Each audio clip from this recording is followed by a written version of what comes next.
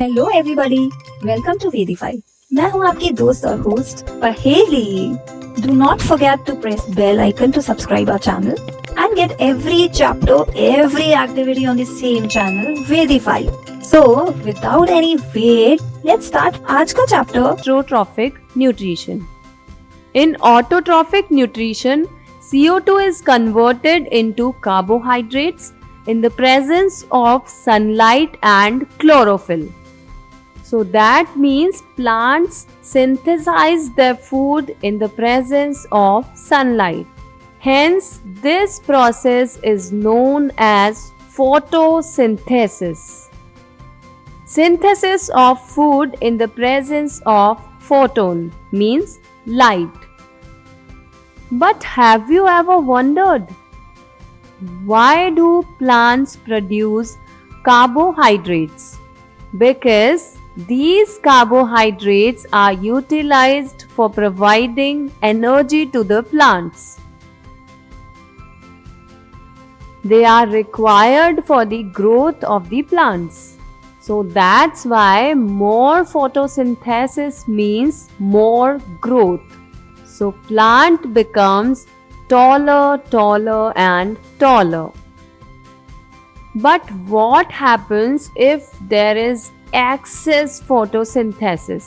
Means अगर excess में carbohydrate synthesis हो या excess में glucose synthesize हो तो क्या होगा? Plants store them in the form of starch, and this stored starch serves as the internal energy reserve to be used as and when required by the plant. तो जैसे plants carbohydrate या starch save करके रखते हैं energy source के form में, वैसे क्या हम भी कार्बोहाइड्रेट स्टोर करके रखते हैं? यस, बट हमारे अंदर स्टार्च स्टोर नहीं होता, हमारे अंदर ग्लाइकोजन स्टोर होता है। तो चलो वापस प्लांट पे चलते हैं। कितना अच्छा वर्ड है फोटोसिंथेसिस। अगर हमारे अंदर फोटोसिंथेसिस होता तो कितना मजा आता, हमारे ऊपर लाइट गिरती और हम टॉलर हो जाते, हमें एनर्जी मिलती। सो प्लांट्स में फोटोसिंथेसिस होता कहाँ पर है? ऐसा कौन सा पार्ट है प्लांट का जहां फोटोसिंथेसिस होता है? लीव्स में। बट लीव्स में ही क्यों? लीव्स में ऐसा क्या है? तो चलो देखते हैं लीफ के अंदर चल के। ये है एक लीफ, इसका ट्रांसवर्स सेक्शन कट करते हैं तो लीफ के ऊपर है वैक्सी क्यूटिकल और वैक्सी क्यूटिकल के नीचे है अपर एपिडर्मिस। अच्छा, तो ये नीचे लोअर एपिडर्मिस है और ये उनके बीच बीच में है पैलिसेड सेल्स और पैलिसेड के नीचे है स्पॉन्जी सेल। और इन स्पॉन्जी और पैलिसेड सेल्स के अंदर जो ये ओवल स्ट्रक्चर आपको दिख रहा है, दीज आर क्लोरोप्लास्ट। और फोटोसिंथेसिस इन्हीं क्लोरोप्लास्ट के अंदर होता है। ये देखो, सॉइल से वाटर एब्जॉर्ब होके स्टेम्स के थ्रू लीव्स में पहुंचता है और ये वाटर का जो ट्रांसपोर्टेशन है वो किसकी हेल्प से होता है? जाइलम की हेल्प से। सो जाइलम ट्रांसपोर्ट द वाटर। तो फोटोसिंथेसिस के लिए पानी तो आ गया रूट से, बट CO2 कहाँ से लाएं? Because for photosynthesis we require water and CO2 both, और CO2 आती है एनवायरमेंट से लीव्स में।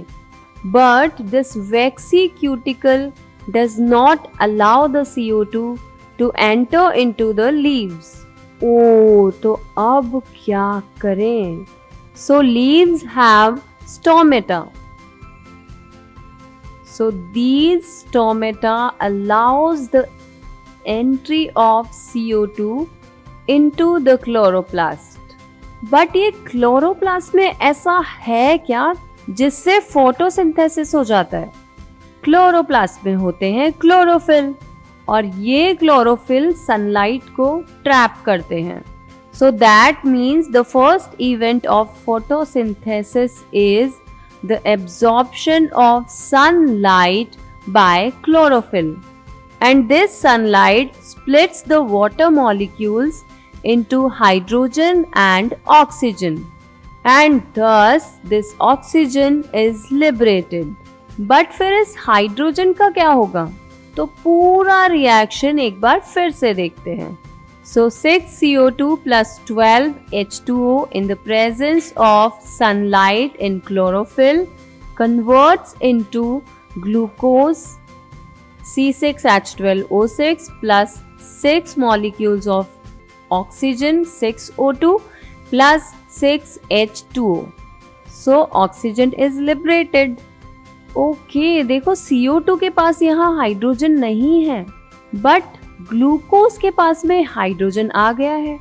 इसका मतलब CO2 हाइड्रोजन एक्सेप्ट करके ग्लूकोज में कन्वर्ट हो जाता है.